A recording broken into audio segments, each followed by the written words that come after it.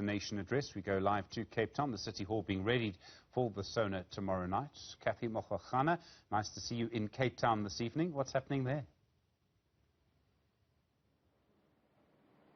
Stephen Curtis, I tell you, we are absolutely in uncharted territory. We're outside the Cape Town City Hall. This is what will host the State of the Nation address for 2022. The first time ever that this event will be held outside of Parliament's doors. And in fact, I went to Parliament a little earlier in the day, Stephen. Quite strange being in the precinct, because usually half of the streets that we're able to just walk along today would have been completely shut down, completely inaccessible to the public. But that is not the case. In fact, what has happened in Parliament today is that the officials that are associated mostly with the ministries, that are working with the departments, they're the ones that are being accredited at that precinct. And of course, everybody else also having to make sure that all is in order for them to be able to access the State of the Nation address.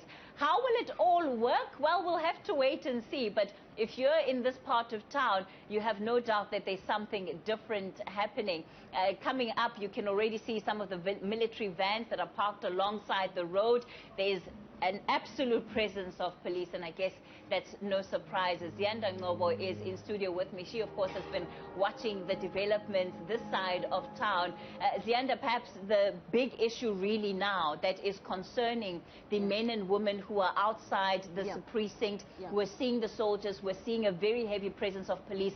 It screams security, security, security. Security, security, security, and dare I say, in a manner that we've not necessarily seen before. I don't know whether it's because, if you think about where we're located geographically, you have the parliamentary precinct, which was burned down in January, and on the other side of this city hall is the St. George's Cathedral, which also recently, was brazen afire. So, speaking to security officials, it's tight. The president was initially meant to be conducting a walkabout, the usual one, where he's testing the teleprompter, where he was going to stand on the stage.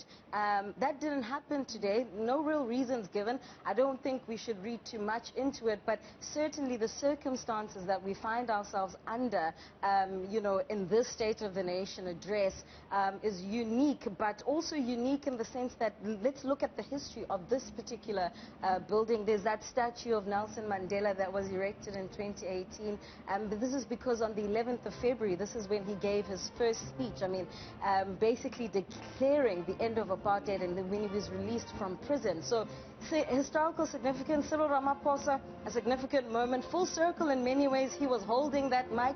Tomorrow he will be the one really, delivering the State of the Nation address at this venue. And as you can hear, I don't know if it's audible, but the rehearsals are underway.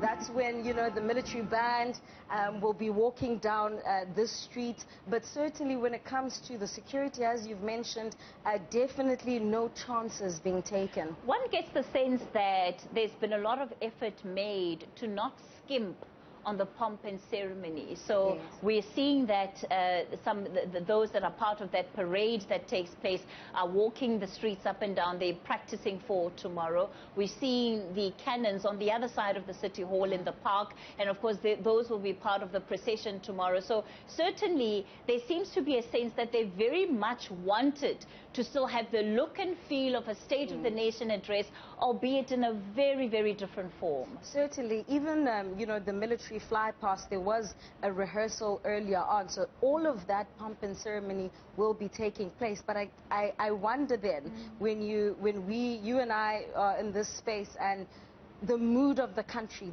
is this going to, in some ways, boost optimism? I don't know whether that pomp and ceremony will feed into the sense of national pride and that we're still in this together, given the many movements that have taken place. We've gotten the second volume of the State Capture Report. We've gotten the report into the July unrest, which is damning of this very security apparatus that is meant to be protecting, this precinct. And, earlier on I was remarking how what would usually be quite an easy, exercise to be able to pull in ministers, to talk to them, defense, police minister, not so much, because they know we'll be asking them about that report, and they're basically saying, their officials are saying, well, protocol says that the president needs to actually deal with those matters. So already an indication that the president will be spending some time then speaking about the findings of that report, but more importantly, will he be saying who action will be taken against,